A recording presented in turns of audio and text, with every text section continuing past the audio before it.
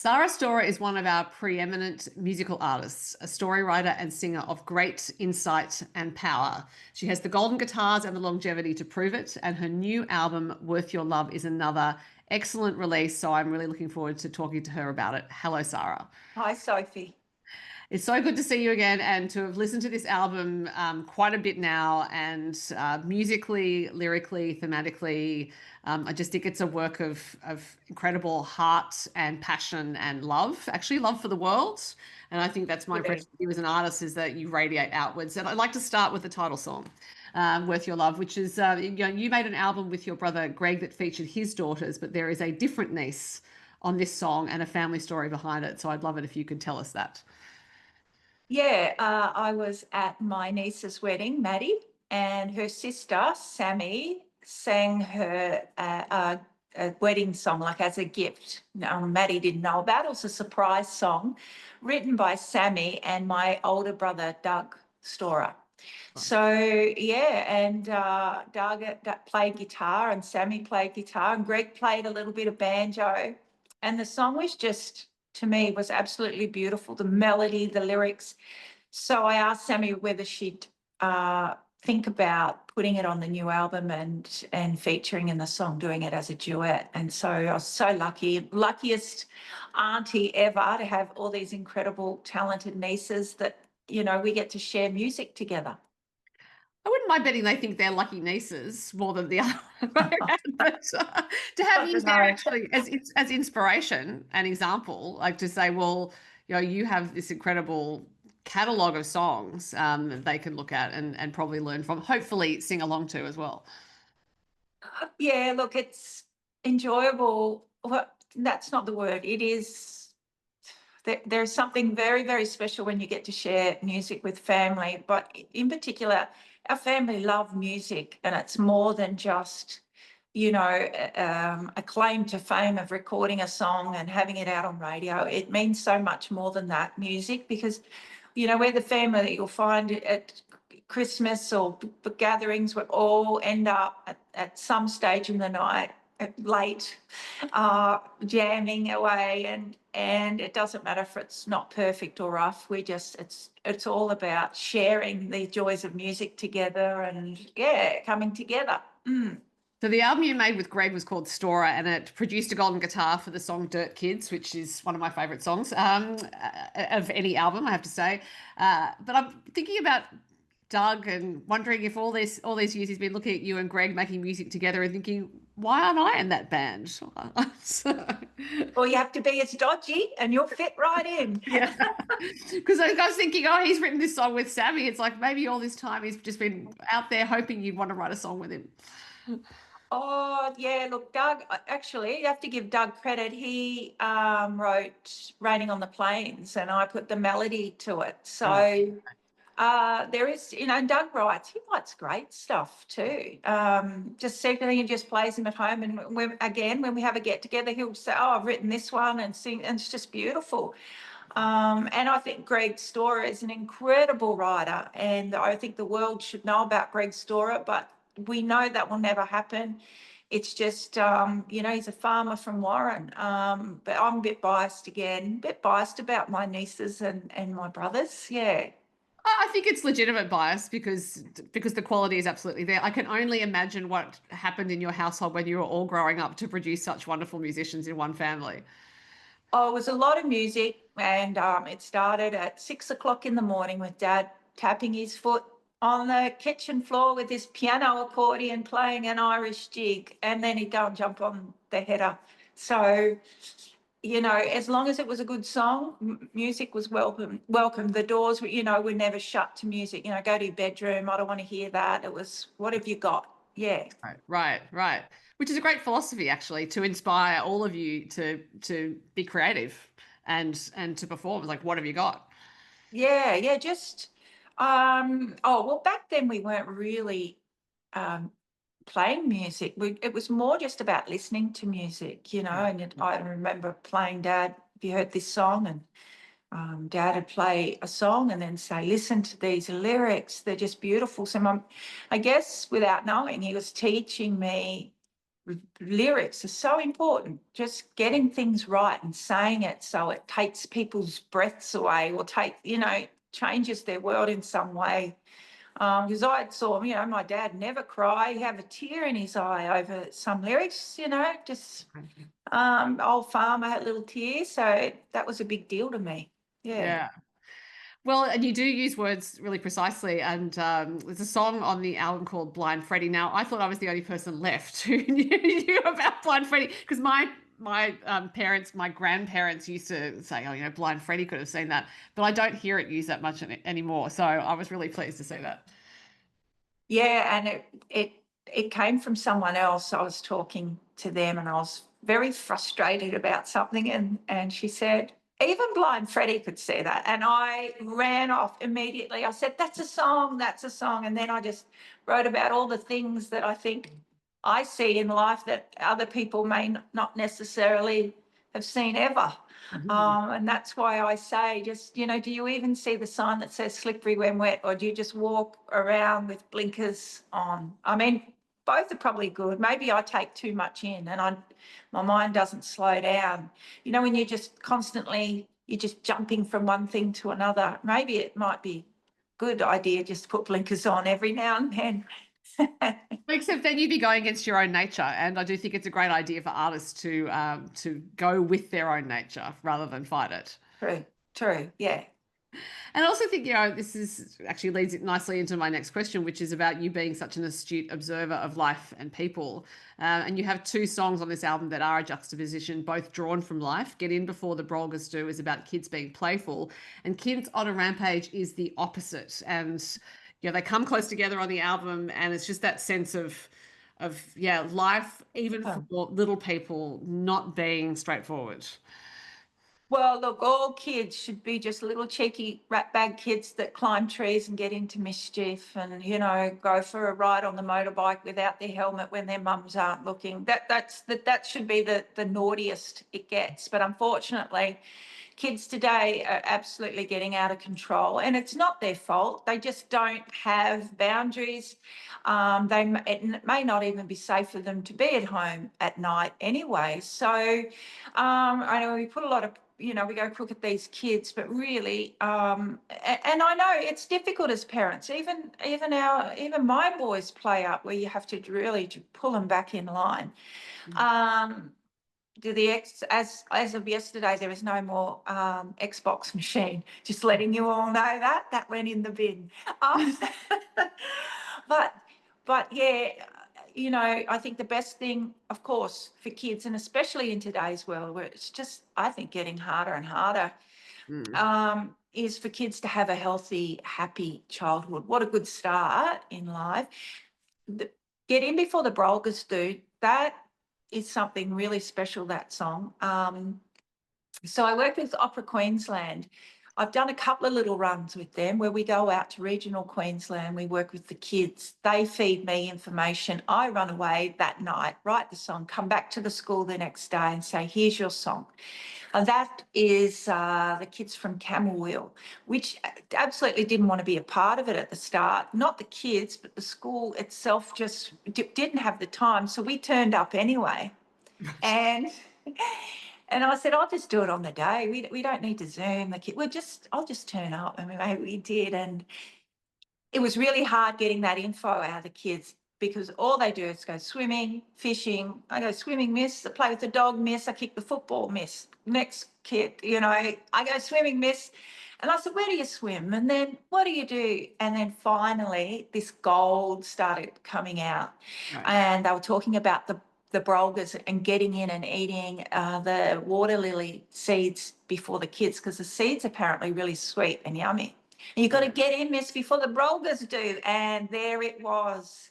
And I raced off and wrote that song and then sung it to them the next day. And I've got a record of all of those tracks that I wrote out in regional Queensland. The songs are they're so good, but I've got to do that album. That's another project, I reckon. But I couldn't help myself but sneak that one on the album. And then, sorry, I know I'm waffling on, but then you've Not got waffling on at all. I asked you exactly about this song. You were talking about exactly this song. and then you go the other extreme of Kids on the Rampage, where it's not so much gold going on. It's sad and it's a worry, and what to do about it. I don't know. I don't have the answers. Sit and listen to the kids, ask them really what's going on. But you know, that song came from real life. Greg and I were on the road in regional New South Wales, and at 1 o'clock in the morning, the room next door to Greg, that they bashed down the door, kicked in the door, and with knife point took the keys off the bloke and stole his car. So Greg was next in line, and he said he heard. I didn't hear it. I was next in the next room to Greg, and Greg said he heard all this commotion.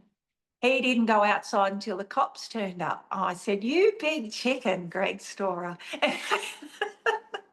But these kids run amok, yeah. And so the next day we were in a new town. Greg started, "Kids are on the rampage," and that song happened the next day. Yeah, right.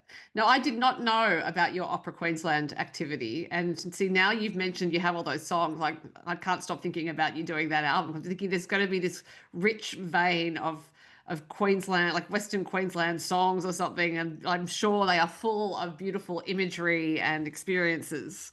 It's something I couldn't write. Oh, I always explain this about getting before the Brolgas do. It's something as an artist I can't make up. I couldn't even create it. It is just pure, the stuff that I've got from these kids, and then my creative, when they just say something to me, and then my creative mind just goes off. I'm definitely going to do that album. I think it'll be something really special, but just to showcase our regional Australia too, and things that we've missed in songs that John Williamson's missed, that Paul Kelly's, that everyone's missed. Yeah. These kids have got it. Yeah. So you mentioned that when you do that project, you go off and write the song overnight and come back with it. Do you like songwriting when there is a prompt like that, that actually there's, you know, this, I suppose, something you're reacting to as opposed to starting from scratch? Yeah, and in saying that, Camberwell was exactly that. The other schools were organised where I set up a Zoom link with the kids, and we did this, which was great for them because we had this time to chat, and each child would come up and tell their little story, and then I try and get a little bit more out of them.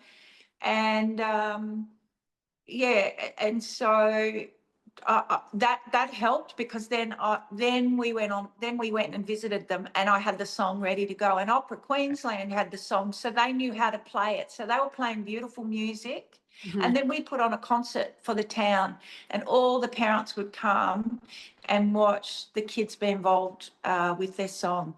And I've just done one recently with Catherine's School of the Air here in the Territory. And I went when they were all in town for the sporting. They come from everywhere. They came in for their science week. And we finished that song. So we're going to produce that up and present it next year for their 60th year. And there's a line, sorry, Sophie, I get excited because... Why are you apologising, Sarah? This is all great information. I really go, "Oh, be quiet, Sarah." But the line, one of these little tranny kids said, "Oh, we go swimming in the dam and we get eaten by leeches, you know." And I said, "Oh, leeches." I said, "How many leeches on your leg?" And she goes, 2058, like that. And I wrote that down, and that is in the song, because people will get that, you know, because it's from little kids right up to the high school kids that are a little bit more, got a bit more serious things to say, and the little ones, you know. And one kid had a pet croc called Fatso, so Fatso's made the song as well, and just great. Yeah, good stuff. I think we tend to forget that School of the Air still exists because with the internet, obviously, everyone thinks, oh, everyone's just online. But School of the Air was for many decades, and would still be for a lot of kids, the only way kids on properties or in remote communities could be educated. For anyone who's not aware, yeah. Yeah, yeah. And it's still a big part of the territory, including families that are on just taking the year off and going around Oh, right. Australia. Kids that don't work so well in mainstream schools and classes, they jump on board. Like School of the Air it looks after a lot of people, contractors, not only people off stations, but people who are out fencing with their kids in caravans, and they do an incredible job. Yeah, it's a whole ecosystem of schooling that can be overlooked. And Yeah. you also have some kids singing on Kids on a Rampage. So are these kids you knew or kids who were brought in by Matt Fell, your producer? Matt brought in a couple, and my boys are just quietly in the background too. Yeah, yeah. Okay. But it Definitely was let you hard. know that, yeah. I did it just through the iPhone, and I'm trying to keep them in time, going now, speed it up, Joe.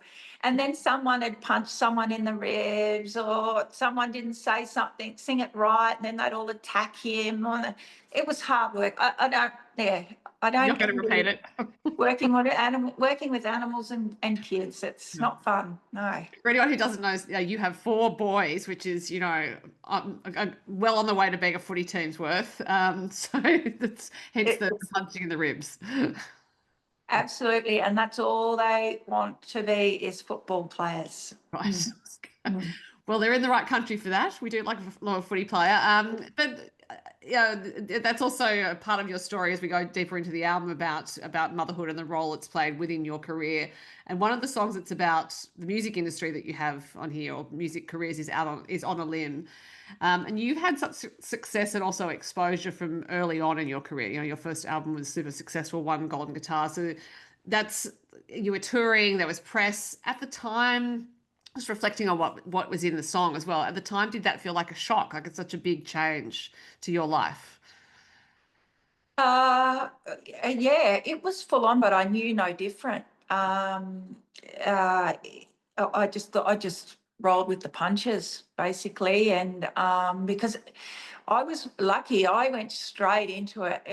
There was no I'll start small in pubs and try and get a name. I was pretty much just thrown into the deep end through Garth Porter, who was big time producer at the time, who took me on board, and I got an ABC record deal straight up. And everyone was like, who is this Sara Storer, out of the blue? So it created a little bit of that helped, just coming in there out of the blue. And you look, I remember sitting back in the day, this is record, like record. I know we still have record labels, but back when there was no streaming of albums, it was, you just bought the physical album. So radio and everything played a big part. And I would have 20 interviews back to back, and I would sit in a motel room, and then the next day have another 20 interviews back to back. And it was all just done all in one. So I was sort of, yeah, it was good fun. I still love it. Still love it. Still love the yarn, as you can tell. Well, and also what strikes me listening to your early music is that that's the artist I hear now in your songs. Where your voice was so well developed, and by voice being well developed, I mean you knew who you were as a singer. I listened to those early songs. I think you really were a fully formed artist when that album came out. So no wonder Garth Porter went, well, happy days, let's snap her up. So I guess that means that also helped you stay grounded through all of that change, even though you didn't know any different. It was a lot of different activity to be doing at the time, I guess. And I do feel that you have been consistently Sara Storer from the beginning. Oh, thanks. Yeah, look, I don't think my songwriting has changed as such. Like I definitely know I was probably a little bit, she'll be right, mate. That'll do for some lines back then when I was first writing, and not as I don't do that anymore. Every line has to really matter to me now. Whereas back then I was just it was just for a song around a campfire. So that first album was just me having a bit of a go at songwriting, and my vocals not knowing how to sing on a mic too, very like green, and I've learned over the years how to sing a little bit nicer on the mic, but I can say I'm still learning right up until today. Even with songwriting, I'll do something I haven't done before and I'll go, oh wow, geez, how many albums has it taken for me to learn that little trick? Right. But I do, as far as the thing that has been consistent is just writing about this place, trying to keep sing how I sing. And I know that has changed over the years, but again, it's because I want to get better. I want to that's me working on my vocals to sing better, be a stronger singer. And I remember very early on, my brother, who's a farmer, Doug Storer, saying, you keep your feet on the ground, Sara. That's what we're farmers, keep your feet on the ground. And I'll always remember that. Don't get big-headed about anything. Yeah. I think Doug would say that you've succeeded at that, because I do think it's that keeping your feet on the ground literally, but also figuratively, in that.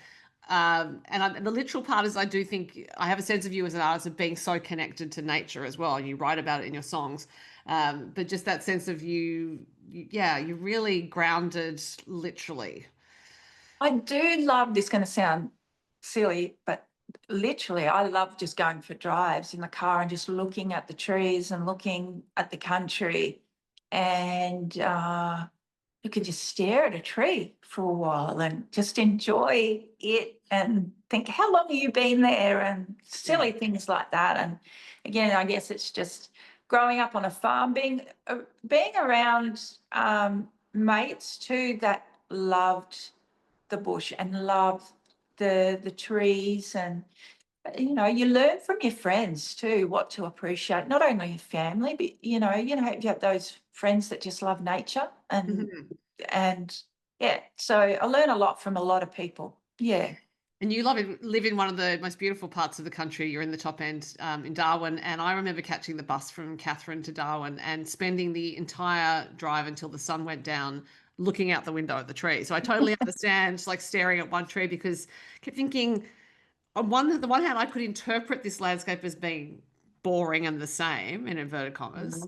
But on the other, I just kept thinking, there is not a single speck of dirt that's the same here. This is all shifting so much with the light changing and as we're rolling along. Yeah. Yeah, it's beautiful up here. And you go from the tropics to where it gets a bit drier, and then things start to change. And then, you get out to Catherine, and there's you can see in the distance. And great. It's been a great backdrop for me, because I wrote my first song in Camberwell, just over the border. It's not much different from the territory here. And then I moved over to Kalkaringi for 5 years teaching. And that, I was just sitting in a big pot of,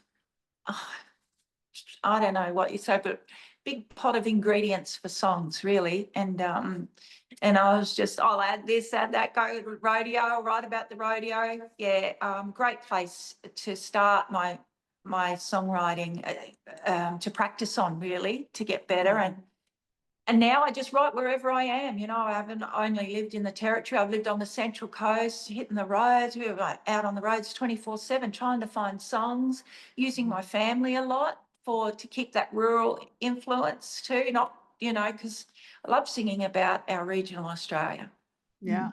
And I love listening to it. I'm sure other people do as well. Well, I know they do. So another song about you and in relation to music industry and career is Sing Her Heart Out, which is written in the second person, but it is about you and your trajectory through motherhood and music, and how there's been a perception that since having kids, you don't want the music enough anymore, which is, I think, a lazy interpretation, because small people need to be cared for and you have to look after them. And sometimes you can't do everything all at once. No, and that hurt, because I was doing what I could do. I didn't bail at all. I was still doing the best I could do. And to feel that it's because I didn't want it bad enough. Why? Because I wasn't out there doing stupid videos on Facebook and trying to just engage in that way. It always comes back to having good songs in an album. And I think sometimes when you're not present at everything and being in, on Facebook and the social media, you tend to be forgotten, sadly. And these days you've got to keep that up, and that's always been a challenge for me. That's the part I don't like, but the songwriting part, yeah, I've never given up, and I've always put out an album every couple of years, and but I was cranky about it for a while. I'm over it now. I'd written that song. I kept writing it, and then it just sounded like I was a cranky old, bitter woman. And so I'd leave it and I'd come back. No, I've got something to say.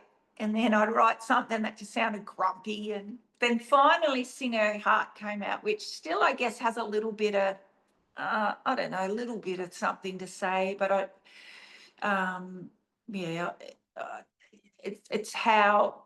it's just saying I had to balance. I had to balance. And if I didn't balance it out right, one of them I would have lost one. Yeah. So if I had have given all my time to my kids, my music career, I'd be sad and miserable if I couldn't do my music. But if I couldn't do my music, I wouldn't be a good mum as well, because I wouldn't be nice to my kids. I'd be cranky. So it's all about balance. Yeah. Then also being a great musician means showing your kids what it means to be passionate about something and to pursue an interest and have a dream. So that is being a great parent, actually. Oh yeah, and for mums to say to their kids, you can do what you want, and you've got to, whatever you believe in, what you want to do, you go and do it.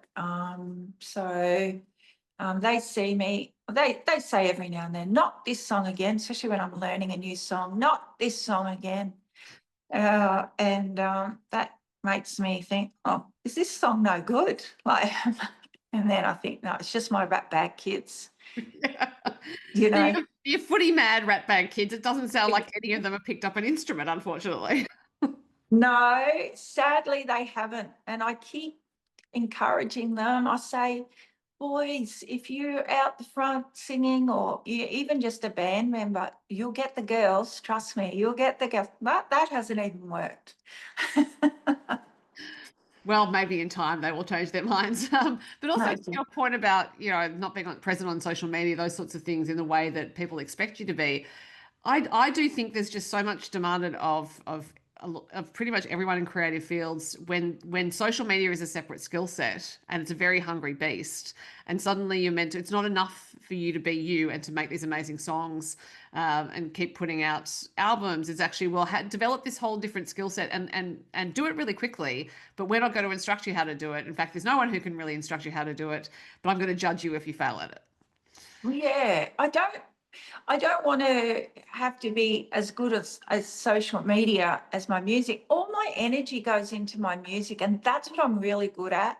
And then to have to do a video, which takes me about 100 takes to do 2 lines, and then I'm looking at everything else, because there is no Photoshop like what your albums have, and the posters and everything's glam and beautiful. It's just raw, and I find it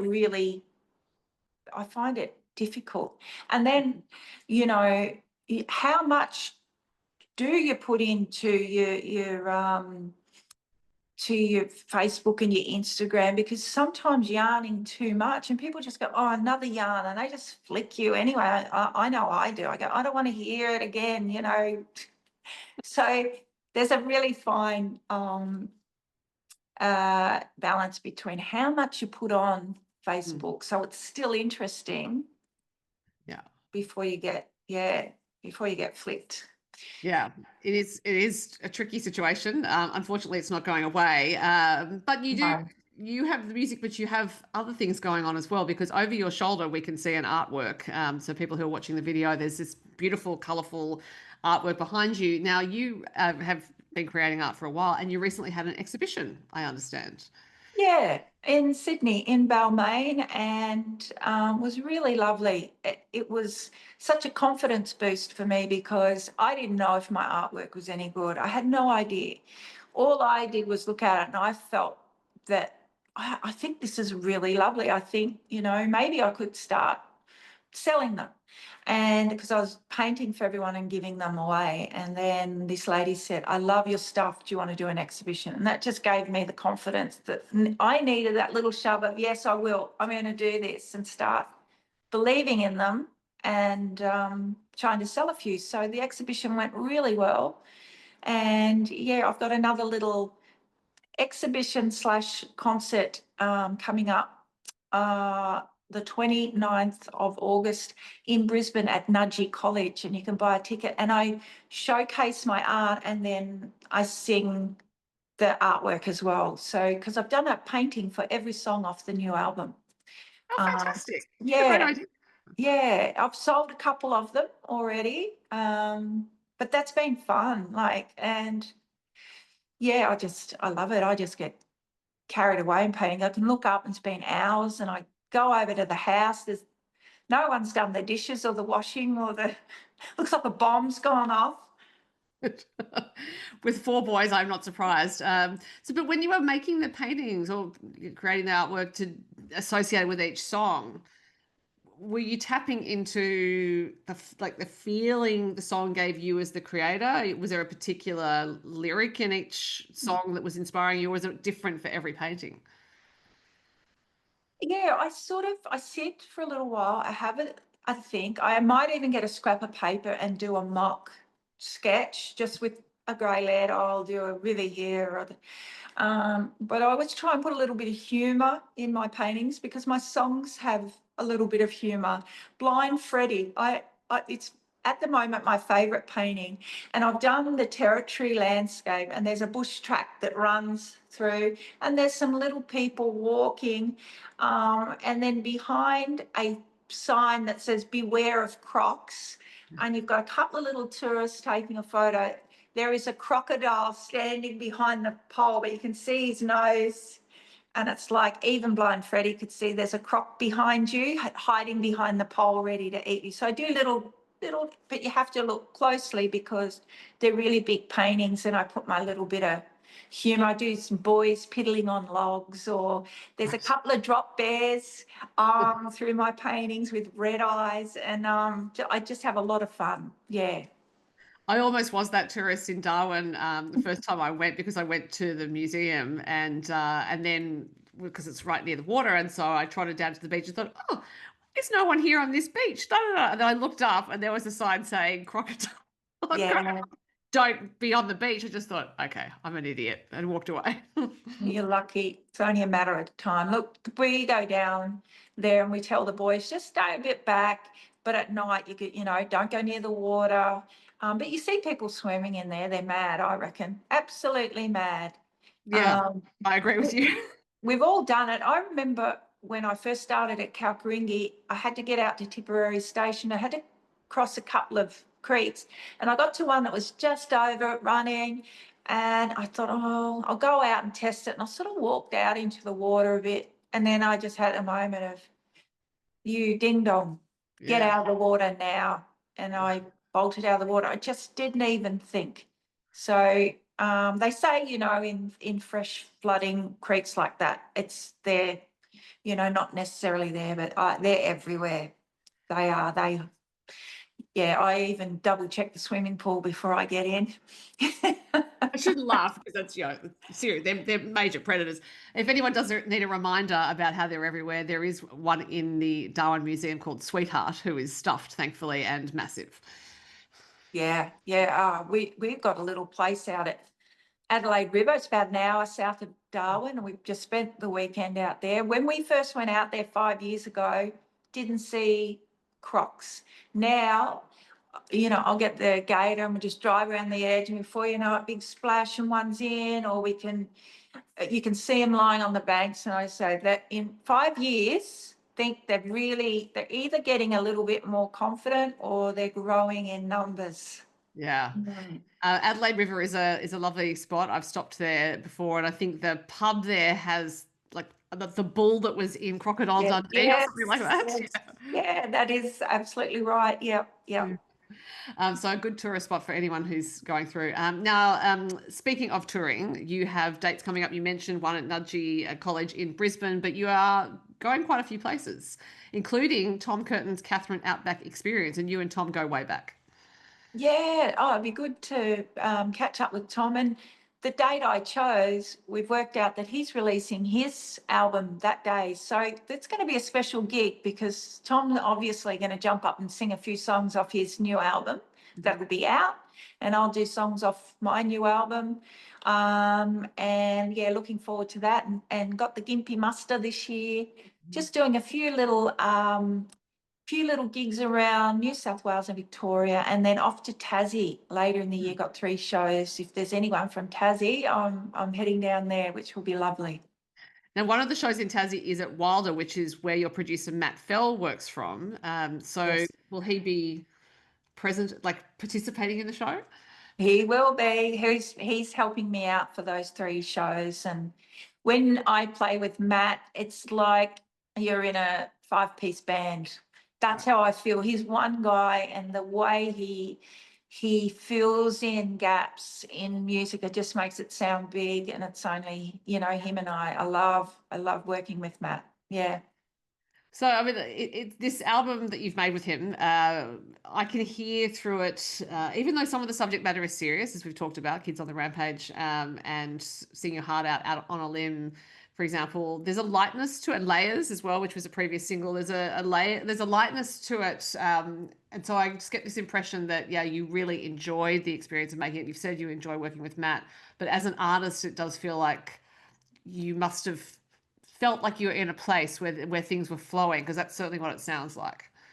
It's really nice to go into the studio with your tracks ready and you feel really good about each track.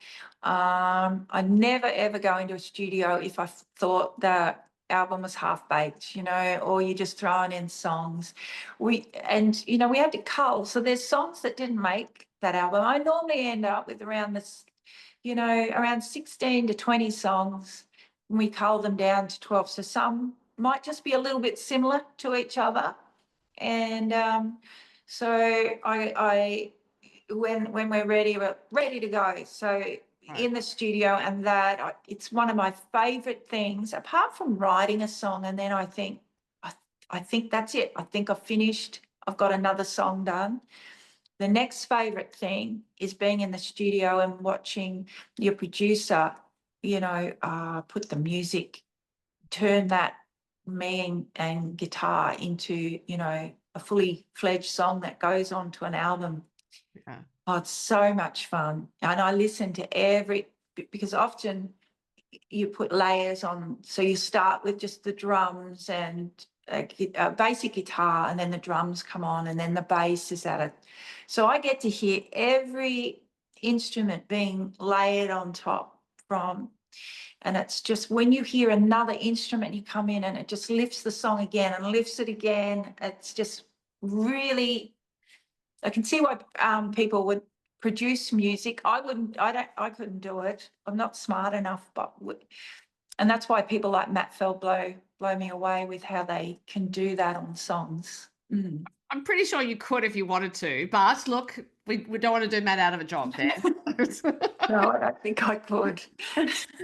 But like you have created a really lovely album together, and I think it's an album that is needed, if that makes sense, because obviously we're in a period in history where we hear a lot of bad stuff going on. We can't escape news, no matter how hard we try, and it can feel like life is just too difficult. And I think part of the joy of this album is that you acknowledge that life is difficult, but also that there is so much beauty in it, and you show us as well through the way you've made it.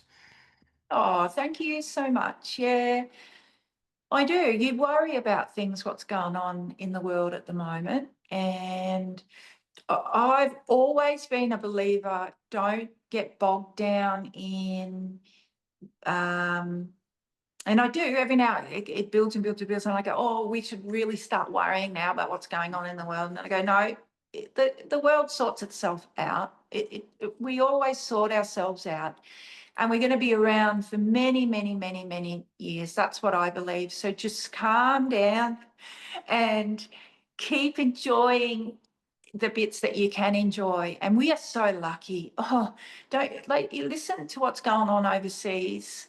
And this poor mum, her children blown up by a bomb, her kids gone. And I just go, we are so lucky over here to not even, we hear about that and it doesn't even worry us. You know, we're back in the car driving down to Woolies to, to make something. It's just, we don't have all those, like, you know what I mean? You know what I'm saying? Yeah. I get emotional about it because I just think of these poor mums in the world and what they're going through, and their starving children, and how lucky are we in Australia? Yeah, we're extremely lucky. And as you said, we sort ourselves out. I do think art helps with that. I think it's one of the privileges of being human, actually, is that we have art to help us make sense of the world. Your album definitely helps do that for me, at least. I'm sure for other people as well. So Sara Storer, I'm going to leave it there, but a treat as ever to talk to you. Thanks for your time. Thank you, Sophie.